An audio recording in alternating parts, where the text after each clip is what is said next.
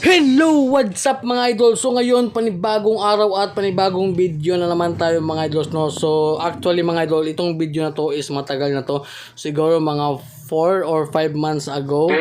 So yun, ngayon ko lang na-upload mga idol kasi nga ngayon ko lang nakita. So yun, yung gagawin nga pala natin is portrait portrait ng kanyang wife. Siyempre yung ating client dito is napaka-special mga idol kasi utol ko to mga idol, kapatid ko to mga idol, si Ferdinand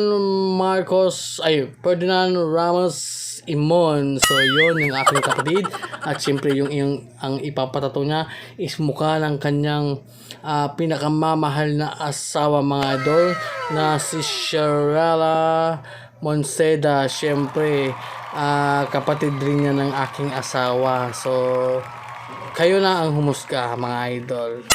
So dyan siyempre nag-start na tayo dyan mga idol. Siyempre may hirapan ako dito mga idol kasi nga yung tatatuan natin is nandyan sa ating harapan. So medyo kabado yan mga idol, no?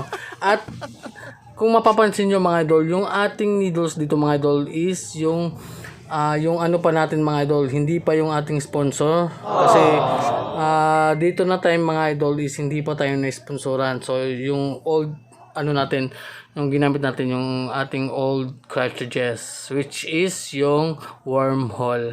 So yun, after about many hours mga idol, so hindi siya natapos mga idol. So kulang pa yan mga idol, no?